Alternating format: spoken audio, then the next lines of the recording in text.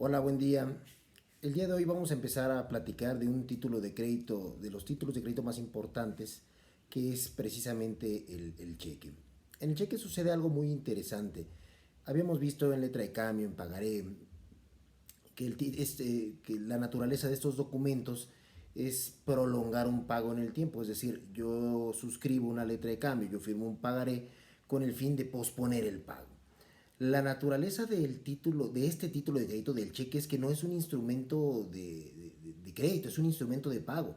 Lo que se hace con la emisión de un cheque es precisamente pagar una deuda, no contraer un crédito o no prolongar un pago en el tiempo. Por eso muchos autores lo llaman título valor o les dan la denominación genérica de títulos valor a los títulos de crédito, precisamente por el cheque, porque es el cheque quien tiene la calidad de título valor y no de título de crédito.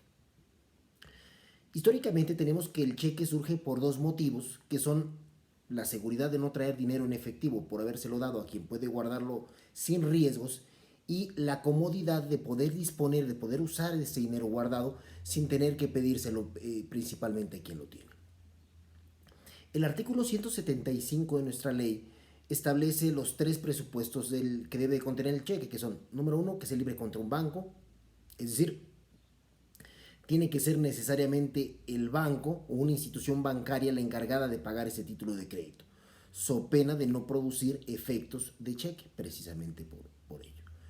El segundo presupuesto es que debe de existir un contrato de cheques entre el librador y librado, es decir, entre el cuentaviente y el banco, precisamente para que sea el banco quien le dé al cuentaviente un esqueleto de los cheques que va a tener la posibilidad de librar. Estos cheques los hace el banco porque tiene que observar distintos mecanismos de seguridad que van insertos en el propio esqueleto del cheque. No son como en la letra o en el pagaré, que podemos comprarlos en la papelería o que incluso podemos hacerlos en alguna computadora. Este obligadamente tiene que ser el banco quien nos dé el esqueleto de cheques. Y finalmente el tercer presupuesto, que es la provisión de fondos, que no es otra cosa más que deben de existir fondos bastantes para que el cheque pueda ser pagado. Adicionalmente a ello encontramos cuatro reglas generales de funcionamiento, que son, número uno, que el banco no está obligado con el beneficiario, sino con el librador, precisamente por el contrato, el contrato de depósito a la vista, que por cierto así se llama.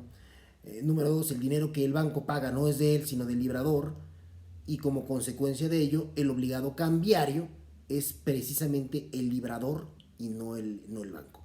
Por eso aquí, aunque volvemos al esquema triangular muy parecido a la letra de cambio, en realidad es una triangulación aparente, no hay más que, ciertamente hay tres sujetos que son el librador, que son el librado y que son el beneficiario, pero la vinculación cambiaria o la obligación acreedor-deudor solamente se da entre el librador y el beneficiario, es decir, entre el cuentaviente y el tenedor del cheque. El banco es un mero intermediario. Como todos los títulos de crédito, el artículo 176 contempla los 6 requisitos que debe de contener este título de crédito. Ya conocemos la mayoría, son muy parecidos. La mención de ser cheque, inserta en el texto del documento, que es precisamente para que las partes sepan que se están obligando en términos de un cheque y no es otro título de crédito. El segundo requisito es el lugar y la fecha en la que se expide. El tercero, hablamos aquí de una orden incondicional, otra vez, como en letra, de pagar una suma de dinero, una suma determinada del dinero. El cuarto requisito es el nombre del librado, el nombre del banco, debe contenerse en el cheque el nombre de la institución bancaria. La fracción número quinta, que es el lugar de pago. Y finalmente la fracción sexta, que es la firma del librador. La referente al lugar de pago es interesante porque muchas veces se tiene la idea errónea de pensar de que el lugar de pago es en el que efectivamente nosotros nos debemos de constituir para poder cobrar ese documento. Y lo cierto es que ya sabemos que tratándose de un cheque podemos cobrarlo en cualquier sucursal, en cualquier parte del país. Pero entonces, ¿por qué la ley establece el lugar de pago como requisito? Bueno, en realidad se refiere para poder determinar o para poder saber cuánto tiempo tenemos para cobrar el cheque. Dependiendo en dónde es creado, en relación a dónde es pagado, tenemos 15 días, tenemos 30 días o tenemos 90 días, que son los plazos de presentación del cheque para su cobro que más adelante referiremos. Pero para eso se refiere en realidad el lugar de pago, no para que vayas a cobrarlo ahí, sino para saber cuánto tiempo tenemos máximo para cobrar, para poder cobrar el cheque. Ahora, si ustedes revisaron, si ya analizaron la información, habrán visto que hay un par de requisitos que venían en letra, que venían en pagaré, pero que no vienen en el cheque. ¿Cuál es uno de ellos? Bueno, pues el nombre del beneficiario. ¿Por qué no hay nombre del beneficiario?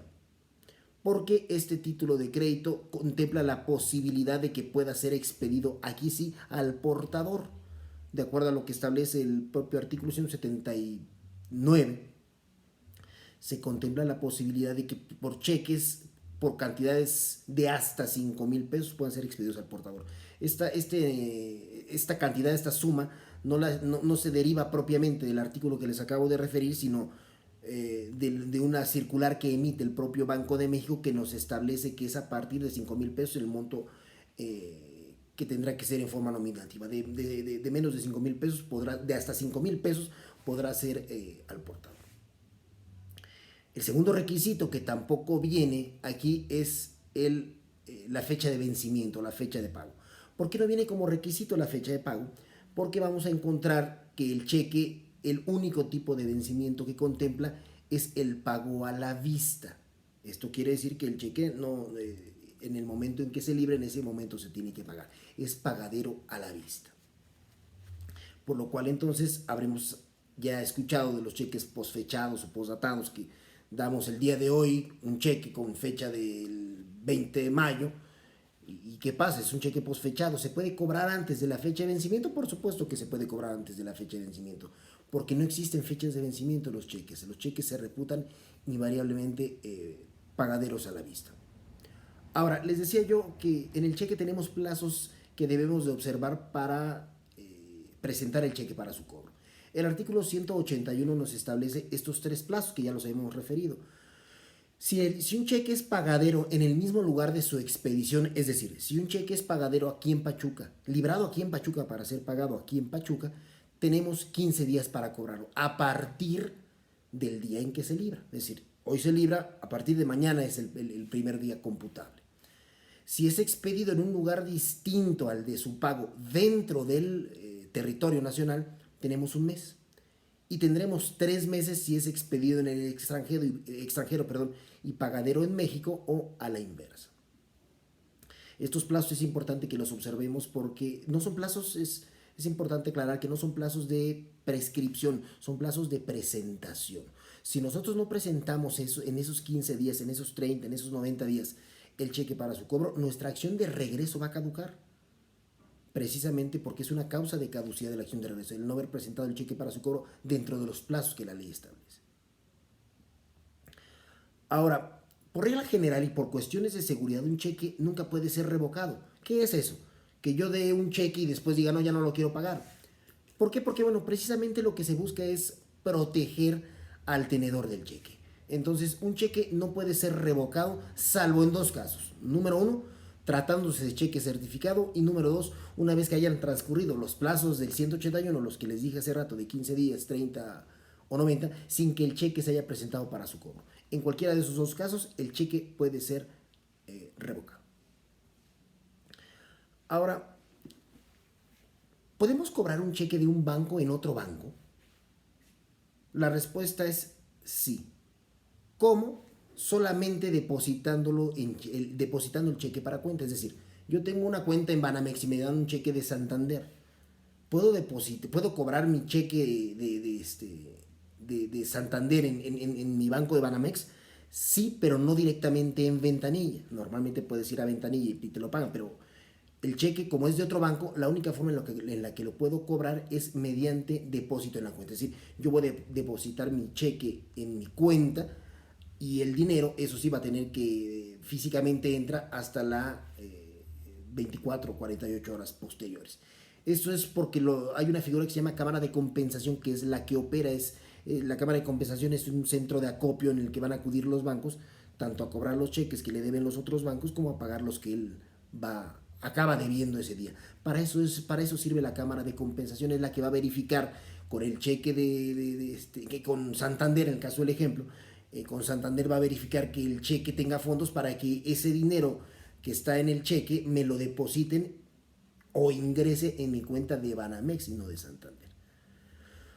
Lo que hemos visto hasta ahora es la estructura en general del cheque en lo general. Vamos a encontrar que hay 6 formas especiales de cheque. Son 6 formas especiales divididas en 2 bloques. El primer bloque lo que busca es dificultar el cobro del cheque ante un eventual tenedor ilegítimo, es decir, si este cheque es robado o es extraviado, que alguien que lo encuentre no lo pueda cobrar. El segundo bloque de 3 lo que busca es garantizar el cobro del cheque, es decir, que el cheque siempre tenga fondos. Estos cheques, estas 6 formas especiales de cheque necesariamente tienen que ser expedidas a favor de persona determinada. La primera forma especial de cheque vamos a encontrar que es el cheque no negociable. Este cheque tiene 2 características fundamentales. Número 1, no es endosable y su cobro lo podemos hacer por ventanilla o depositándolo en la cuenta. ¿Cuál es el candado aquí? Precisamente que no es endosable. Entonces, si ustedes tienen un cheque a nombre de ustedes y se los roban, si yo lo encuentro no lo puedo cobrar porque no lo puedo endosar, porque precisamente trae la leyenda no negociable, no es endosable, no puede circular a través de esta forma. La segunda forma especial de cheque es el cheque cruzado o también llamado cheque barrado, que son 2 barras. Atraviesan 2 barras paralelas, el anverso, el frente del cheque. A través de esta forma de circulación, a través de estas líneas paralelas, normalmente cruzadas en forma diagonal, lo que se busca es que el cheque, aunque puede ser endosado, la única forma de cobrar esos cheques es depositándolos en cuenta. Es decir, yo no puedo ir al banco, al mismo banco que lo libró, es un cheque de Banamex.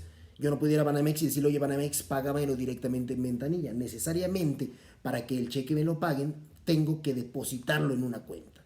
Entonces, esa es la seguridad que nos va proporcionando este cheque. Puede ser un cruzamiento general o puede ser un cruzamiento especial, dice el propio 197. Esto significa que si entre las líneas que crucen el cheque yo pongo el nombre de un banco específicamente, eso es un cruzamiento de tipo especial y solamente el banco que está entre esas líneas va a ser el que va a poder cobrar ese cheque. ¿Sí? No puedo ir a depositarlo en otro banco porque no me lo van a poder pagar. La tercera y última forma especial de este primer bloque es el cheque para abono en cuenta. Este cheque es el más seguro de los 3 porque contiene los 2 candados que por separado tenían los anteriores, que es, número 1, no puede ser endosado y número 2, su cobro solamente puede ser mediante depósito en la cuenta. La siguiente forma especial de cheque, ya estamos hablando del segundo bloque, que es el que busca tener la certeza en cuanto al pago, es el cheque certificado que está contenido en el artículo 199 de nuestra ley. La certificación es una declaración que hace el banco de que existen en su poder fondos bastantes para poder pagar el cheque. Para tener nosotros acceso a un cheque certificado necesitamos cubrir 2 requisitos. Número 1, el obvio es tener dinero. Y número 2 es tener una cuenta de cheques. Teniendo el dinero y teniendo una cuenta de cheques, ¿qué es lo que vamos a hacer? Vamos a ir al banco y le vamos a decir, oye banco, quiero que me certifiques uno de mis cheques. Y entonces el banco va a ponerle cheque certificado. De manera paralela a la certificación, lo que va a hacer el banco es retirar de mi fondo, de mi cuenta, ese dinero, esa cantidad que está certificando y la va a resguardar el propio banco. Para que el beneficiario, cuando tenga el cheque y quiere irlo a cobrar, tenga la certeza de que se lo van a pagar. El cheque el dinero ya no va a estar en mi cuenta, sino va a estar en el propio resguardo del propio banco. Esa es la seguridad que nos da. Otra forma especial de cheque que también nos da certeza en cuanto al pago es el cheque de caja que está contenido en el artículo 200. Este cheque de caja es un cheque que emite el banco de su propia contabilidad. Es un cheque en el cual el banco es el librador y es el librado. Es cliente de sí mismo. Entonces da el cheque a favor de X persona por 100,000 pesos. Yo le doy al banco los 100,000 pesos, él se los queda y me da el cheque.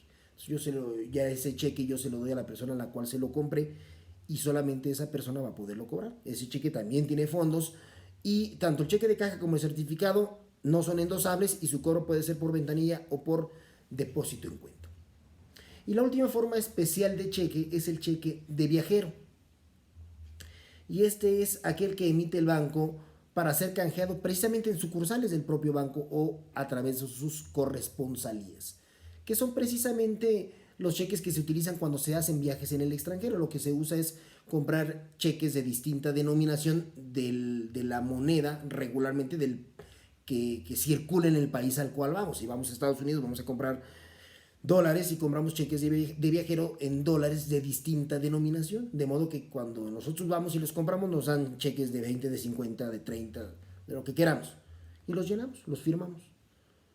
Cuando nosotros vamos al lugar destino, vamos a un banco, a una sucursal del banco o a un corresponsal, que son bancos como de apoyo, como similar a lo que hace las transferencias por las cuales, por ejemplo, utilizamos los OXXOs para llevar a cabo operaciones de depósito en bancos, algo así.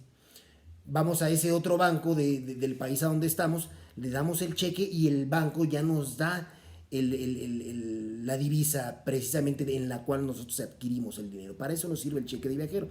Además, es una maravilla este documento, porque si nosotros compramos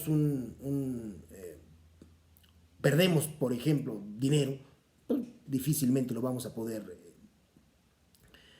recuperar. El cheque de viajero no. Si nosotros perdemos un cheque de viajero y lo reportamos, se tiene la posibilidad de que nos reintegren se bloquea, se cancela ese cheque y nos reintegran este importe. Aquí también, al igual que en la letra, al igual que en pagaré, existe el protesto, pero aquí el protesto lo va a hacer el banco. Si nosotros vamos al banco y presentamos el cheque para que nos lo paguen y el cheque carece de fondos, el banco va a sellar el cheque y va a decir, bueno, el cheque no fue pagado porque no tiene fondos, porque no es la firma, porque lo que ustedes quieran. Esa anotación que hace el banco, ese sello que pone el banco que no fue pagado, surte, dice la ley, dice el artículo 190, va a surtir los efectos del protesto. Ahora, también existen aquí dos figuras que también habíamos visto en letra y en pagaré, que es caducidad y prescripción, pero aquí nos van a cambiar, van a haber cambios interesantes. Vamos a encontrar, habíamos dicho que la regla general es que la acción directa prescribe y la de regreso caduca. Esta regla, sin embargo, no la vamos a observar en el cheque, porque en el cheque ambas acciones caducan y prescriben. Vamos a hablar primeramente de las causas de caducidad. La acción de regreso caduca por dos causas. Número uno, porque no se proteste el cheque y porque no se presente para su cobro dentro de los plazos del 181. Por eso es importante que nosotros observemos lo de los plazos que ya hemos comentado. Si tenemos 15 días para presentar el cheque, para cobrarlo, 15 días o 30 días o 90, tenemos que hacerlo en ese lapso. Si nosotros no lo hacemos, nuestra acción de regreso va a caducar. Y además, fíjense, hay un caso de excepción en donde también va a caducar la acción directa. No solamente cuando presentemos en forma extemporánea el cheque para su cobro, es decir, fuera de los plazos, sino además si demostramos que durante esos plazos, durante esos 15 días, hubieron fondos bastantes para pagar el cheque. Y el cheque no se pagó precisamente porque nosotros no lo presentamos dentro de esos plazos.